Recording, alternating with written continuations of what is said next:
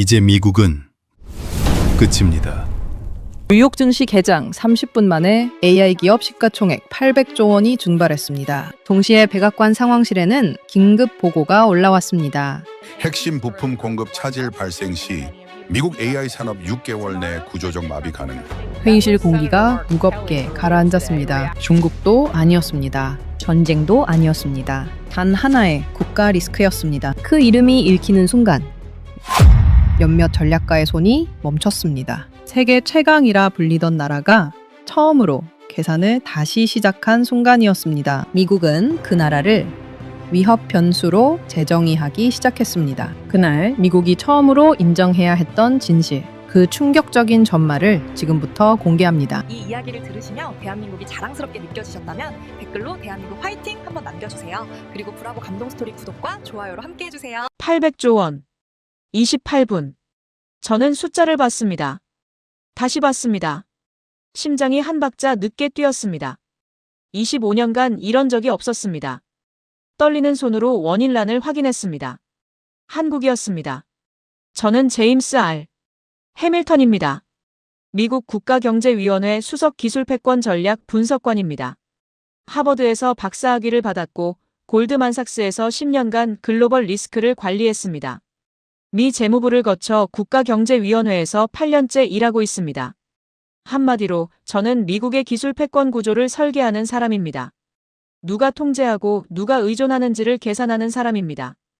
그리고 저는 한 번도 흔들린 적이 없었습니다. 그날 아침 전까지는 2026년 1월 7일이었습니다. 워싱턴 DC는 아직 어두웠습니다. 저는 새벽 5시부터 사무실에 나와 있었습니다. 습관이었습니다. 뉴욕 증시가 열리기 전 아시아 시장 흐름을 먼저 읽는 것이 제 루틴이었습니다. 그날도 마찬가지였습니다. 모니터 3개를 켜고 블룸버그 단말기를 열었습니다. 처음 몇 분은 평범했습니다. 도쿄 시장이 소폭 상승했고 홍콩은 보합이었습니다. 이상 신호는 없었습니다. 저는 커피를 한 모금 마셨습니다. 오늘도 조용한 하루가 될 거라고 생각했습니다. 그 생각이 틀렸다는 걸 깨닫는 데는 채 2시간도 걸리지 않았습니다. 그런데 오전 9시 17분이었습니다. 엔비디아 주가가 흔들리기 시작했습니다. 처음엔 작은 조정처럼 보였습니다. 그러나 멈추지 않았습니다. 애플이 따라 내려갔습니다. 마이크로소프트가 흔들렸습니다. AI 섹터 전체가 무너지기 시작했습니다. 저는 손을 키보드 위에 올린 채 움직이지 못했습니다. 25년 경력 동안 이런 속도의 낙폭은 본 적이 없었습니다. 블룸버그 속보창에 자막이 떴습니다. HBM 공급 리스크. 그게 전부였습니다. 단 6글자였습니다. 그런데 시장은 그 6글자에 패닉했습니다. 저는 자리에서 일어났습니다. 그리고 다시 앉았습니다. 다리에 힘이 빠졌습니다. 28분이 지났습니다. 시총 800조 원이 사라져 있었습니다. 저는 분석 보고서를 열었습니다. 공급 리스크 원인 항목을 찾았습니다. 손가락이 멈췄습니다. 대한민국. 명시되어 있었습니다. 저는 그 2글자를 한동안 바라봤습니다. 이상했습니다. 한국은 제 패권 모델 안에서 언제나 같은 자리에 있었습니다. 고급 제조 역량 보유국. 전략 통제력 제한적. 저는 직접 그렇게 분류했습니다. 위협이 아니었습니다. 관리 대상이었습니다. 그런데 시장은 지금 한국 때문에 무너지고 있었습니다. 말이 되지 않았습니다. 저는 다시 숫자를 봤습니다. 숫자는 바뀌지 않았습니다. 옆자리 동료 앤드류가 모니터를 가리키며 말했습니다. 이거 맞습니까? 저는 대답하지 않았습니다. 대답할 말이 없었습니다. CNBC 화면에서는 앵커가 긴급 자막을 읽고 있었습니다. 한국발 반도체 공급망 불안. 전문가들은 원인 분석에 나섰습니다. 그러나 저는 화면이 아니라 보고서를 봤습니다. 보고서 안에 이미 답이 있었습니다. 그리고 그 답이 저를 불편하게 만들었습니다. 저는 25년간 이 일을 해왔습니다. 리먼 브라더스 붕괴 때도 코로나 공급망 대란 때도 중국 반도체 제재 때도 저는 흔들리지 않았습니다. 숫자를 보고 구조를 읽고 전략을 설계했습니다. 감정은 없었습니다. 그게 제 강점이었습니다. 그런데 그날 아침은 달랐습니다. 저는 보고서를 덮지 못했습니다. 대한민국이라는 두 글자가 자꾸 눈에 걸렸습니다. 왜였을까요? 지금 생각해보면 알 것 같습니다. 그 두 글자는 숫자가 아니었습니다. 제가 설계한 모델 전체에 대한 질문이었습니다. 오전 10시 백악관에서 전화가 왔습니다. 목소리는 짧았습니다. 지금 올 수 있습니까? 저는 외투를 집어들었습니다. 보고서를 가방에 넣었습니다. 엘리베이터를 기다리는 동안 창밖을 봤습니다. 워싱턴 DC의 겨울 하늘은 맑았습니다. 그러나 저는 그 하늘이 눈에 들어오지 않았습니다. 머릿속에는 하나의 질문만 맴돌고 있었습니다. 우리는 정말 통제하고 있었던 걸까? 그 질문은 백악관으로 향하는 내내 사라지지 않았습니다. 오히려 커졌습니다. 25년간 한 번도 스스로에게 던진 적 없는 질문이었습니다. 백악관 상황실 문이 닫혔습니다. 소리 하나 없었습니다. 테이블 양쪽으로 12명이 앉았습니다. 국가안보회의, 재무부, 상무부, 각 부처의 핵심 인사들이었습니다. 그러나 아무도 먼저 말하지 않았습니다. 모두 같은 보고서를 보고 있었습니다. 저도 마찬가지였습니다. 회의실 공기가 무거웠습니다. 이런 분위기는 처음이었습니다. 공급망 매트릭스였습니다. 미국 빅테크 기업들의 핵심 부품 조달 구조를 시각화한 자료였습니다. 화살표들이 사방으로 뻗어 있었습니다. 유럽으로, 일본으로, 동남아시아로. 저는 그 화살표들을 천천히 따라갔습니다. 그런데 이상했습니다. 어디서 시작하든 화살표는 결국 한 곳으로 모였습니다. 한반도였습니다. 저는 손가락으로 그 선들을 짚어봤습니다. 다시 짚어봤습니다. 결과는 같았습니다. 저는 처음에 우연이라고 생각했습니다. 도표가 잘못 설계된 것이라고 생각했습니다. 그러나 숫자는 명확했습니다. 애플 핵심 부품의 한국 조달 비중, 엔비디아 HBM 의존도, 테슬라 배터리 구조. 하나하나 확인할수록 같은 결론이 나왔습니다. 모든 선이 한반도로 모였습니다. 우연이 아니었습니다. 수십 년에 걸쳐 단단하게 굳어진 구조였습니다. 그 구조를 우리가 모르고 있었다는 것이 더 충격이었습니다. 옆자리에 앉은 국가안보회의 기술 담당 보좌관 리처드가 낮게 말했습니다. 이거 단순 거래 구조가 아닙니다. 저는 대답하지 않았습니다. 그 말이 맞다는 걸 알고 있었기 때문입니다. 거래는 대체할 수 있습니다. 그러나 구조는 다릅니다.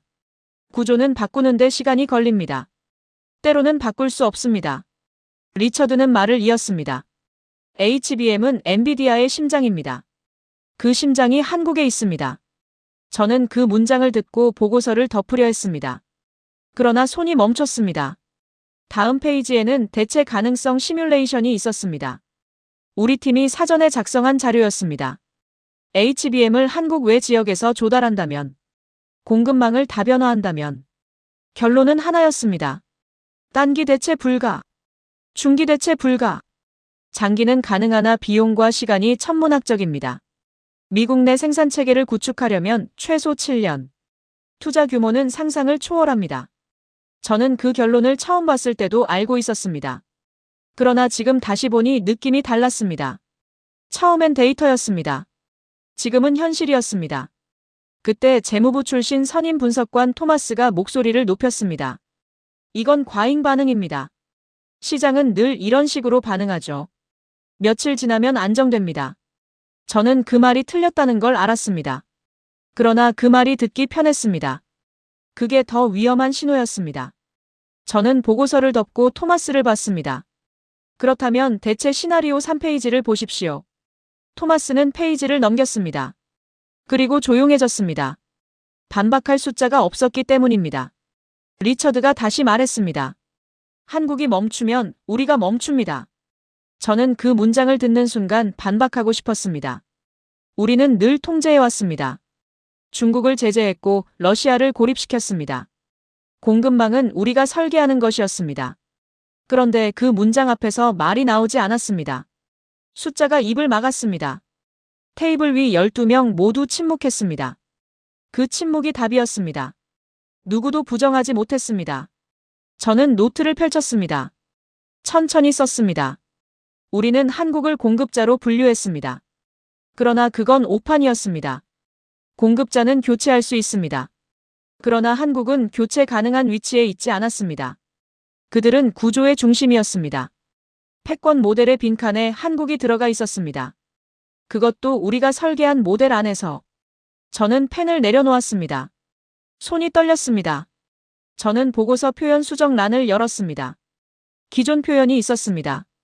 한국, 고급 제조 역량 보유국, 전략 통제력 제한적. 제가 직접 쓴 문장이었습니다. 저는 그 문장을 오래 바라봤습니다. 지웠습니다. 새로 썼습니다. 한국, 전략 핵심 노드, 구조적 의존 확인. 손이 무거웠습니다. 그 문장 하나를 바꾸는데 25년이 걸렸습니다.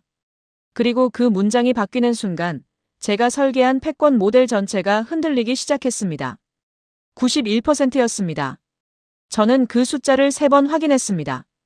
틀리지 않았습니다. HBM 글로벌 시장 점유율. SK하이닉스와 삼성전자를 합산한 수치였습니다. 저는 숫자 옆에 적힌 미국 기업 점유율을 찾았습니다. 없었습니다. 사실상 제로였습니다. 저는 펜을 내려놓았습니다.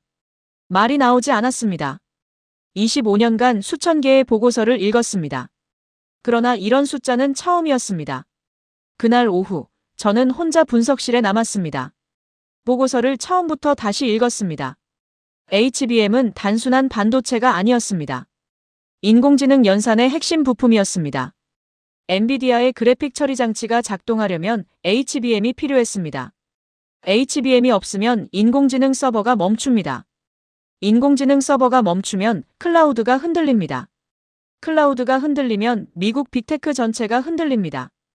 연결고리는 단순했습니다. 그리고 그 연결고리의 시작점에 한국이 있었습니다. 저는 그 구조도를 오래 바라봤습니다. 이건 경쟁 우위가 아니었습니다. 이건 레버리지였습니다. 저는 장비 의존 구조 자료를 열었습니다. 한국이 HBM을 생산하려면 장비가 필요합니다. 그 장비는 네덜란드 ASML에서 옵니다. 저는 그 지점에서 잠깐 안도했습니다. ASML 장비에는 미국산 핵심 부품이 들어갑니다.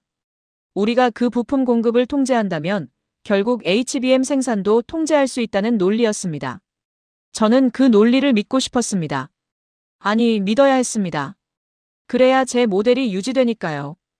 그러나 자료를 더 들여다봤을 때 그 믿음이 무너지기 시작했습니다. ASML 장비 내 한국산 부품 비중을 분석한 페이지가 있었습니다. 저는 그 수치를 보는 순간 손이 멈췄습니다. 우리가 공급을 끊을 수 있다고 믿었던 그 장비 안에 한국산 부품이 깊숙이 들어가 있었습니다. 통제 구조가 단방향이 아니었습니다. 상호 의존이었습니다. 우리가 끊으면 우리도 끊깁니다. 저는 그 페이지를 덮었습니다. 그리고 다시 폈습니다. 숫자는 바뀌지 않았습니다. 동료 분석관 마이클이 커피를 들고 들어왔습니다. 표정을 보더니 말했습니다. 안 좋습니까? 저는 고개를 끄덕였습니다. 마이클이 자료를 훑었습니다. 잠시 후 그가 말했습니다. 이거 위에 올리면 난리 나겠는데요. 저는 말했습니다. 올리지 않으면 더 난리 납니다. 마이클은 아무 말 없이 나갔습니다. 그게 답이었습니다. 다음 날 아침 내부 발표가 있었습니다. 저는 분석 결과를 보고해야 했습니다. 회의실에는 국가경제위원회 위원장과 상무부 차관이 앉아 있었습니다. 저는 자료를 펼쳤습니다. HBM 점유율 91%. 대체 불가 시뮬레이션 결과. 장비 상호 의존 구조. 순서대로 설명했습니다. 회의실 안이 조용해졌습니다. 위원장이 먼저 말했습니다. 해밀턴, 이게 맞습니까? 저는 고개를 끄덕였습니다. 맞습니다. 위원장은 잠시 침묵했습니다. 그리고 말했습니다. 그렇다면 우리 옵션은 무엇입니까? 저는 대답했습니다. 단기 옵션은 없습니다. 중기도 제한적입니다. 그 말이 나오는 순간 상무부 차관 윌리엄이 의자를 당겼습니다. 목소리가 날카로웠습니다. 그게 무슨 말입니까? 우리가 25년간 구축한 패권 전략이 한나라에 막혔다는 겁니까? 저는 윌리엄을 봤습니다. 막힌 게 아닙니다. 우리가 그 나라 위에 패권을 세운 겁니다. 처음부터. 윌리엄의 표정이 굳었습니다. 그게 더 심각하다는 말입니까? 저는 고개를 끄덕였습니다. 그렇습니다. 윌리엄은 자료를 테이블 위에 내려놓았습니다. 회의실이 다시 조용해졌습니다. 위원장이 다시 물었습니다. 한국은 이 상황을 알고 있습니까? 저는 잠시 생각했습니다. 알고 있을 겁니다. 그러나 그들은 조용합니다. 그게 더 무섭습니다. 위원장이 저를 바라봤습니다. 무슨 의미입니까? 저는 천천히 말했습니다. 협박하지 않는 나라가 더 강한 나라입니다. 한국은 지금 아무 말도 하지 않고 있습니다. 그런데 세계 시장이 흔들리고 있습니다. 회의실이 완전히 정적에 빠졌습니다. 저는 보고서 마지막 페이지를 폈습니다. 결론란에 한 문장이 있었습니다. 저는 그 문장을 큰 소리로 읽었습니다. 통제라고 믿었던 것이 의존이었습니다. 아무도 반박하지 않았습니다. 윌리엄도 위원장도. 이 보고서는 내일 대통령에게 올라갑니다. 그 말을 듣는 순간 저는 등에서 식은땀이 흘렀습니다. 제가 쓴 문장이 이제 역사가 될 터였습니다. 전차는 거짓말을 하지 않습니다. 저는 방산 데이터 분석을 시작하면서 그 생각을 했습니다. 반도체는 수치로 논쟁할 수 있습니다. 배터리는 기술 방향성을 두고 다툴 수 있습니다. 그러나 전차는 다릅니다. 전차는 전장에서 움직이거나 멈추거나 둘 중 하나입니다. 숫자가 아니라 현실입니다. 그리고 그 현실이 저를 또 한 번 흔들었습니다. 발단은 폴란드였습니다. 나토 회원국인 폴란드가 한국과 방산 계약을 체결했다는 보고서가 올라왔습니다. 규모는 20조 원이었습니다. K 전차 980대, K9 자주포 648문. 저는 처음에 그 숫자를 보고 단순한 가격 경쟁이라고 생각했습니다. 개발도상국이 저렴한 장비를 사는 것과 다를 바 없다고 생각했습니다. 폴란드는 우리에게 그런 나라가 아니었습니다. 나토의 동쪽 방어선이었습니다. 그 나라가 미국도 독일도 아닌 한국을 선택했다는 것. 저는 그 이유를 찾아야 했습니다. 납기 비교 자료를 열었습니다.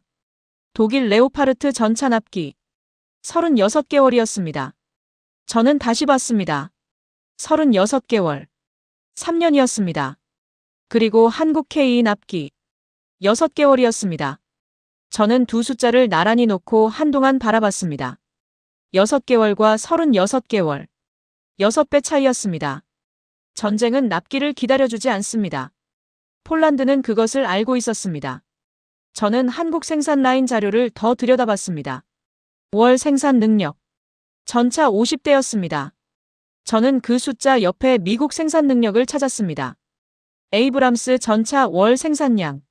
한 자리 수였습니다. 냉전 이후 우리는 생산 라인을 줄였습니다. 효율화라고 불렀습니다. 그러나 한국은 달랐습니다. 그들은 생산 라인을 유지했습니다. 아니, 확장했습니다. 24시간 가동 체계였습니다. 저는 그 대목에서 멈췄습니다. 우리는 감축했고 그들은 확장했습니다. 혹한 테스트 자료가 있었습니다. 영하 40도 환경에서의 K 전차 작동 실험 영상이었습니다. 저는 영상을 재생했습니다. 전차는 정상 작동했습니다. 포탑이 회전했습니다. 엔진이 멈추지 않았습니다. 고장률 데이터는 제로였습니다. 나토 내부 평가 보고서에는 이렇게 적혀 있었습니다. 혹한 환경 작전 수행 능력 최상위 등급. 저는 그 문장을 2번 읽었습니다. 그때 전략 담당 보좌관 데이비드가 들어왔습니다. 자료를 훑더니 말했습니다. 우리가 한국 방산을 너무 낮게 봤군요. 저는 고개를 저었습니다. 낮게 본 게 아닙니다. 아예 보지 않은 겁니다. 데이비드가 납기 비교 페이지를 가리켰습니다. 6개월과 36개월. 이게 가능합니까? 저는 말했습니다. 가능하니까 계약이 된 겁니다. 데이비드는 잠시 침묵했습니다. 그리고 물었습니다. 미국은 지금 몇 개월입니까? 저는 대답하지 않았습니다. 대답하고 싶지 않았습니다. 다음 날 안보전략회의가 소집됐습니다. 방산 자료를 놓고 논쟁이 벌어졌습니다. 국방부 선임 자문관 조나단이 목소리를 높였습니다. 이건 단순 수출입니다. 가격 때문이죠. 한국 무기가 싸니까 산 겁니다. 나토 기준을 충족하는지도 의문입니다. 저는 나토 내부 평가 보고서를 테이블 위에 내려놓았습니다. 읽어보십시오. 조나단은 보고서를 집어들었습니다. 1장, 2장, 3장. 그는 더 이상 말하지 않았습니다. 위원장이 물었습니다. 결론이 무엇입니까? 저는 말했습니다. 가격 때문이 아닙니다. 속도 때문입니다. 체계 때문입니다. 폴란드는 돈이 없어서 한국을 선택한 게 아닙니다. 믿을 수 있는 납기와 검증된 성능 때문에 선택한 겁니다. 위원장이 팔짱을 꼈습니다. 그게 우리와 무슨 차이입니까? 저는 천천히 말했습니다. 우리는 설계합니다. 한국은 생산합니다. 전쟁은 설계도가 아니라 전차로 합니다. 회의실이 조용해졌습니다. 조나단이 보고서를 테이블에 내려놓았습니다. 데이비드는 창밖을 봤습니다. 저는 노트에 한 문장을 썼습니다. 이건 산업 문제가 아닙니다. 국가 체질의 문제입니다. 냉전이 끝난 이후 우리는 생산을 줄이고 소비를 늘렸습니다. 한국은 달랐습니다. 그들은 전쟁을 잊지 않았습니다. 그 기억이 생산 라인을 유지하게 만들었습니다. 그리고 그 생산 라인이 지금 세계 방산 시장을 바꾸고 있었습니다. 저는 자료를 덮으면서 한 가지를 확신했습니다. 반도체만이 아니었습니다. 배터리만이 아니었습니다. 망산까지. 한국은 단순히 잘하는 나라가 아니었습니다. 다음 시대를 준비한 나라였습니다. 우리가 감축하는 동안 그들은 확장했습니다. 그 차이가 지금 숫자로 나타나고 있었습니다. 에너지는 거짓말을 하지 않습니다. 반도체는 수요가 바뀔 수 있습니다. 방사는 정치가 개입합니다. 그러나 에너지는 다릅니다. 인류가 움직이는 한 에너지는 필요합니다. 그리고 그 에너지의 축이 지금 이동하고 있었습니다. 저는 배터리 시장 자료를 펼치면서 그 사실을 직감했습니다. 직감이 아니라 숫자였습니다. 한국 배터리 3사 합산 점유율이었습니다. 40%였습니다. LG에너지솔루션, 삼성 SDI, SK온. 세 회사가 글로벌 전기차 배터리 시장의 40%를 쥐고 있었습니다. 저는 그 숫자 옆에 미국 기업 점유율을 찾았습니다. 한 자리 수였습니다.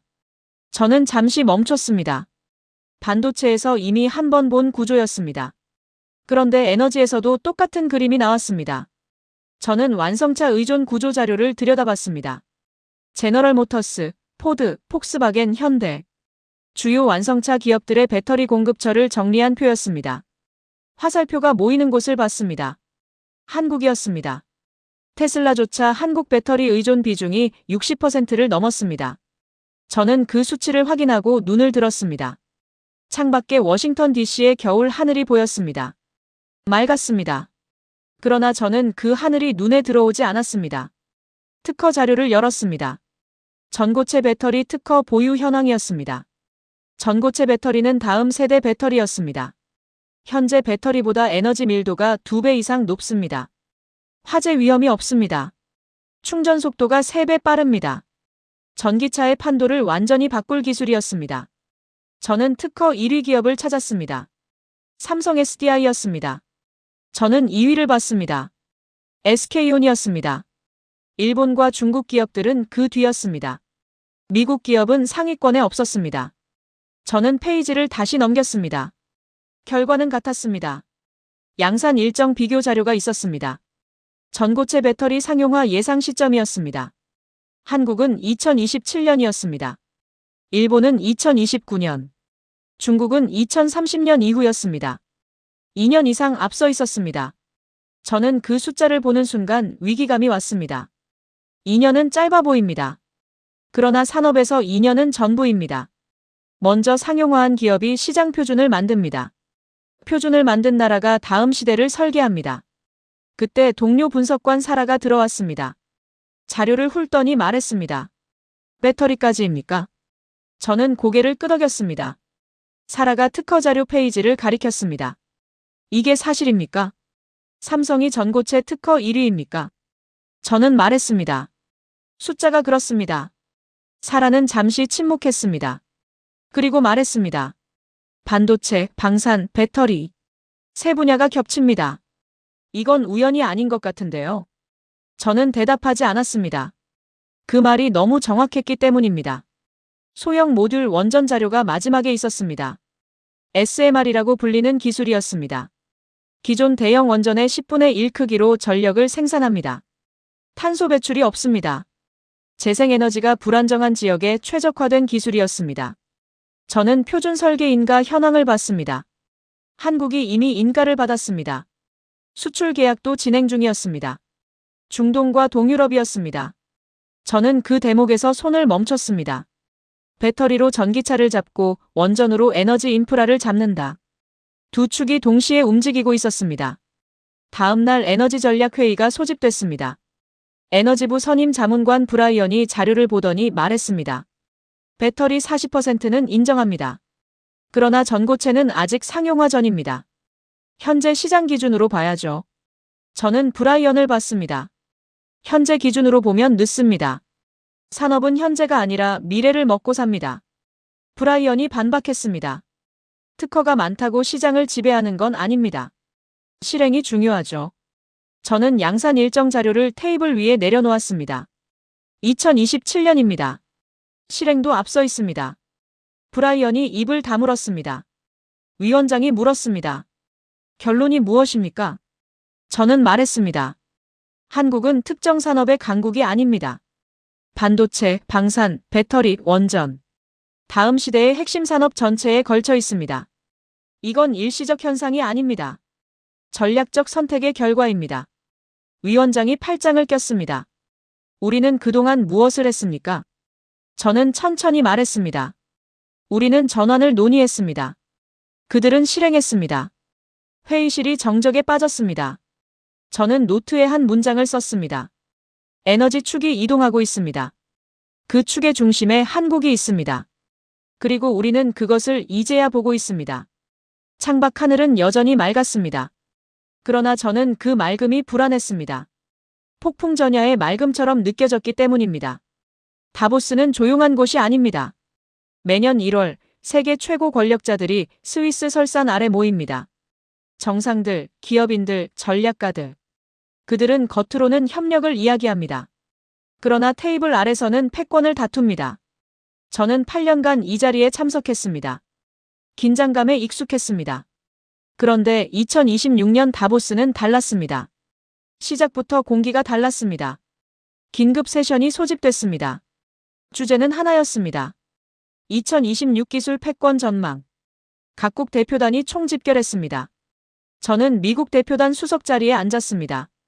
테이블 맞은편에는 일본, 독일, 중국, 프랑스 대표단이 있었습니다.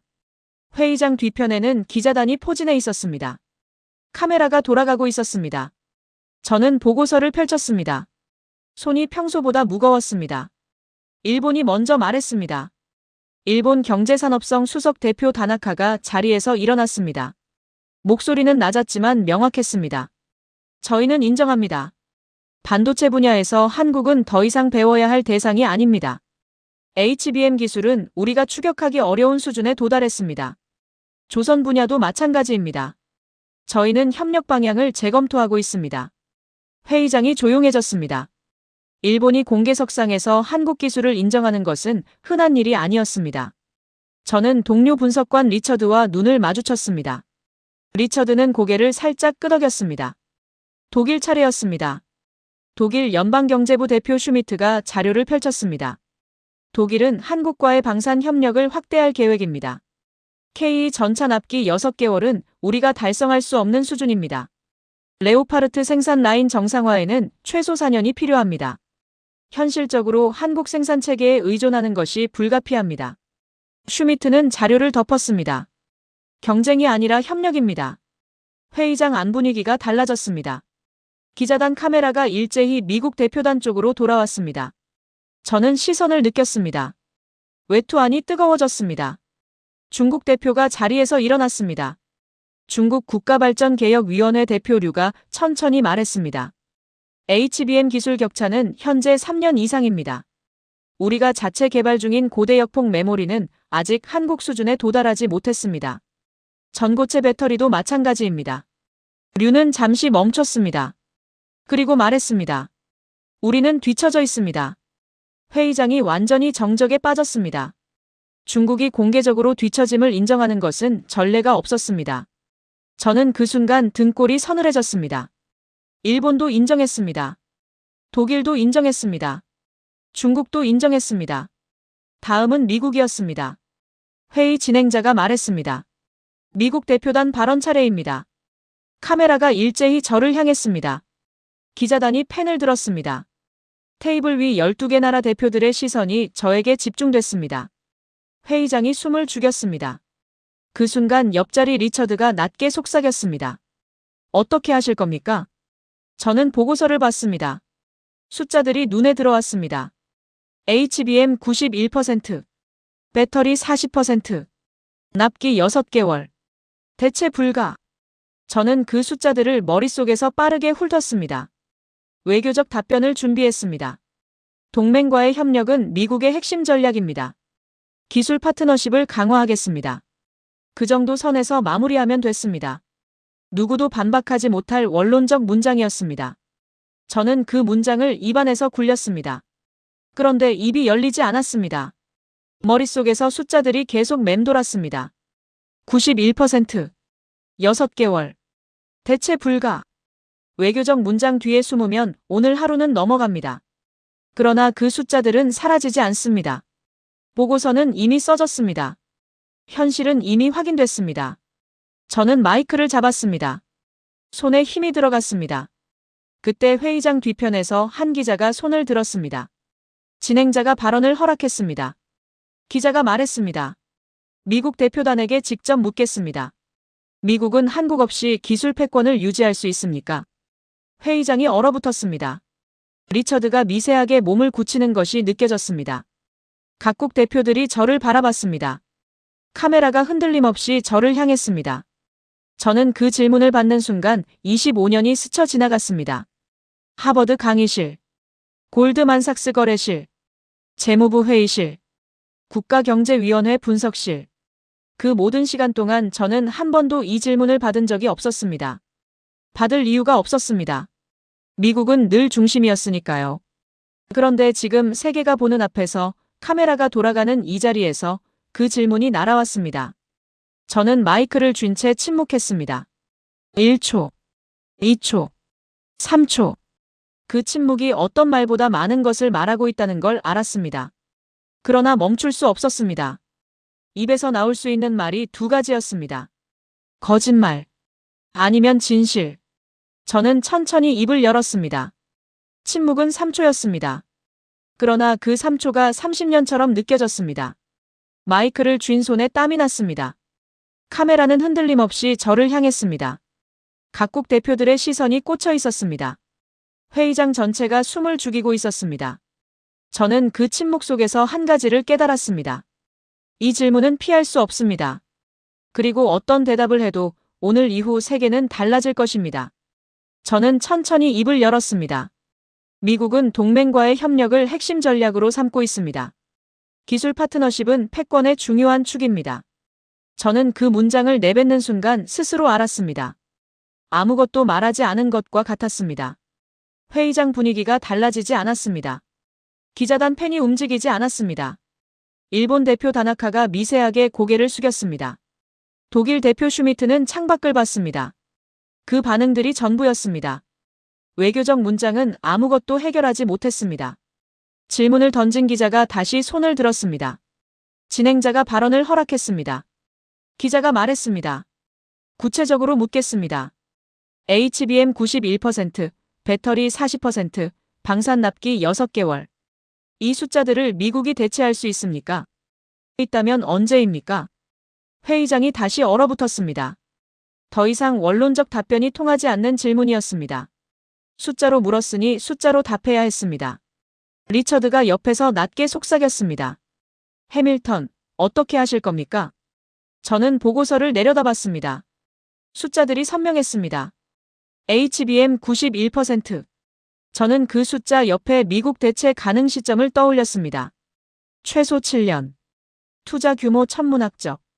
배터리. 단기 대체 불가. 망산 납기. 에이브람스 전차 현재 월 생산량 한 자릿수. 저는 그 숫자들을 머릿속에서 하나씩 나열했습니다. 대답할 수 있는 숫자가 없었습니다. 아니, 대답할 수 있는 숫자가 있었습니다. 그러나 그 숫자를 이 자리에서 말하는 순간 패권의 방향이 공식적으로 선언되는 것이었습니다. 그때 프랑스 대표 베르나르가 자리에서 일어났습니다. 베르나르는 저를 보지 않았습니다. 회의장 전체를 향해 말했습니다. 이 질문은 미국만의 문제가 아닙니다. 우리 모두의 문제입니다. 유럽도 한국 기술 없이는 에너지 전환이 불가능합니다. 전고체 배터리 양산 일정에서 한국은 2년 이상 앞서 있습니다. 소형 모듈 원전 표준 설계 인가도 한국이 먼저입니다. 베르나르가 잠시 멈췄습니다. 그리고 말했습니다. 세계는 이미 한국 없이는 움직이지 않습니다. 문제는 우리가 그것을 인정하느냐입니다. 회의장이 완전히 정적에 빠졌습니다. 저는 그 문장을 듣는 순간 속이 뒤집혔습니다. 베르나르의 말이 틀리지 않았기 때문입니다. 그리고 그 말이 맞다는 것을 저는 이미 알고 있었기 때문입니다. 보고서 안에 이미 써져 있었습니다. 통제라고 믿었던 것이 의존이었습니다. 저는 그 문장을 직접 썼습니다. 그런데 지금 그 문장이 다보스 회의장에서 프랑스 대표의 입을 통해 울려 퍼지고 있었습니다. 중국 대표 류가 조용히 말했습니다. 한국은 말하지 않습니다. 그런데 세계가 움직입니다. 그게 진짜 힘입니다. 그 문장이 비수처럼 날아왔습니다. 저는 마이크를 내려놓았습니다. 손이 떨렸습니다. 25년간 전략을 설계하면서 손이 떨린 적이 없었습니다. 그런데 지금 떨렸습니다. 카메라가 그것을 포착했는지 알 수 없었습니다. 알고 싶지 않았습니다. 리처드가 조용히 메모지를 밀었습니다. 종이 위에 한 문장이 적혀 있었습니다. 지금 대답하지 않으면 내일 헤드라인이 됩니다. 저는 그 문장을 읽고 메모지를 뒤집었습니다. 알고 있었습니다. 그러나 대답할 숫자가 없었습니다. 거짓 숫자를 말하면 내일 당장 검증됩니다. 진짜 숫자를 말하면 패권의 균열이 공식화됩니다. 둘 다 선택하기 어려웠습니다. 진행자가 말했습니다. 미국 대표단 추가 발언이 있습니까? 저는 마이크를 다시 잡았습니다. 그리고 말했습니다. 미국은 현재 전략적 검토를 진행 중입니다. 구체적 수치와 방향은 공식 채널을 통해 발표하겠습니다. 회의장은 여전히 조용했습니다. 기자단 카메라가 일제히 내려갔습니다. 각국 대표들이 서류를 정리했습니다. 그 움직임들이 무엇을 의미하는지 알았습니다. 아무도 만족하지 않았습니다. 저도 마찬가지였습니다. 회의가 끝났습니다. 사람들이 회의장을 빠져나갔습니다. 저는 자리에 앉아 있었습니다. 창밖으로 다보스의 설산이 보였습니다. 눈이 쌓인 봉우리가 흰빛으로 빛나고 있었습니다. 고요했습니다. 저는 그 고요함이 불편했습니다. 머릿속에서는 숫자들이 계속 맴돌았습니다. 91%, 6개월, 대체 불가. 그리고 오늘 이 자리에서 제가 끝내 말하지 못한 진짜 숫자들이. 리처드가 다가왔습니다. 말했습니다. 내일 어떻게 하실 겁니까? 저는 대답하지 않았습니다. 창밖 설산을 바라보면서 한 가지만 생각했습니다. 더 이상 외교적 문장으로 버틸 수 있는 시간이 없었습니다. 회의장은 비어 있었습니다. 사람들이 떠난 자리에 서류 몇 장이 남아 있었습니다. 꺼진 스크린, 정리되지 않은 의자들. 저는 그 빈 회의장에 혼자 앉아 있었습니다. 다보스의 밤은 조용했습니다. 창밖 설산은 어둠 속에서도 희게 빛났습니다. 저는 그 빛을 바라보면서 오랫동안 움직이지 않았습니다. 머릿속이 비어 있었습니다. 아니, 너무 가득 차 있었습니다. 저는 아버지를 생각했습니다. 디트로이트 공장에서 평생을 일한 사람이었습니다. 그는 항상 말했습니다. 미국이 만들면 세계가 씁니다. 저는 그 말을 믿으며 자랐습니다. 하버드에서도 골드만삭스에서도 재무부에서도 그 믿음은 흔들리지 않았습니다. 미국은 중심이었습니다. 늘 그랬습니다. 당연히 그럴 것이라고 생각했습니다. 그런데 지금 이 빈 회의장에서 저는 처음으로 그 믿음을 내려놓았습니다. 우리는 언제부터 멈춰 있었던 걸까요? 냉전이 끝난 이후였습니다. 우리는 이겼다고 생각했습니다. 생산 라인을 줄였습니다. 효율화라고 불렀습니다. 반도체 설계는 우리가 합니다. 생산은 다른 나라에 맡기면 됩니다. 그게 합리적이라고 생각했습니다. 그리고 그 선택이 25년 후 오늘 이 회의장에서 저를 침묵하게 만들었습니다. 저는 한국을 생각했습니다. 1997년이었습니다. 한국은 국제통화기금 구제금융을 받았습니다. 국가부도 직전이었습니다. 그 시절 한국 국민들은 금을 모았습니다. 반지를 빼고 목걸이를 끊었습니다. 나라를 살리겠다며 줄을 섰습니다. 저는 그 장면을 보고서 자료에서 읽은 적이 있었습니다. 그때는 그냥 지나쳤습니다. 그런데 지금 그 장면이 다시 떠올랐습니다. 그들은 그 위기 이후 달라졌습니다. 반도체에 집중 투자했습니다. 기술을 내재화했습니다. 생산 라인을 포기하지 않았습니다. 방산을 키웠습니다. 배터리를 개발했습니다. 원전 기술을 다듬었습니다. 우리가 감축하는 동안 그들은 확장했습니다. 우리가 전환을 논의하는 동안 그들은 실행했습니다. 그 차이가 지금 HBM 91%라는 숫자로, 납기 6개월이라는 숫자로, 전고체 특허 1위라는 숫자로 나타나고 있었습니다. 저는 노트를 펼쳤습니다. 천천히 썼습니다. 우리는 경쟁에 진 것이 아닙니다. 변화의 속도에 졌습니다. 그 문장을 쓰는 손이 무거웠습니다. 그러나 틀리지 않았습니다. 한국은 우리를 공격하지 않았습니다. 위협하지 않았습니다. 조용히 준비했습니다. 조용히 실행했습니다. 그리고 세계가 그것을 알아보기 시작했습니다. 일본이 인정했습니다. 독일이 인정했습니다. 중국이 인정했습니다. 프랑스가 선언했습니다. 세계는 이미 움직이고 있었습니다. 저는 보고서 첫 페이지를 폈습니다. 제가 직접 썼던 문장이 있었습니다. 한국, 고급 제조 역량 보유국, 전략 통제력 제한적. 저는 그 문장을 바라봤습니다. 그리고 처음으로 그 문장이 부끄러웠습니다. 오만이었습니다. 우리가 설계했으니 우리가 통제한다는 착각이었습니다. 한국은 통제 대상이 아니었습니다. 그들은 스스로 설계했습니다. 스스로 실행했습니다. 그리고 스스로 세계의 중심으로 이동했습니다. 저는 펜을 들었습니다.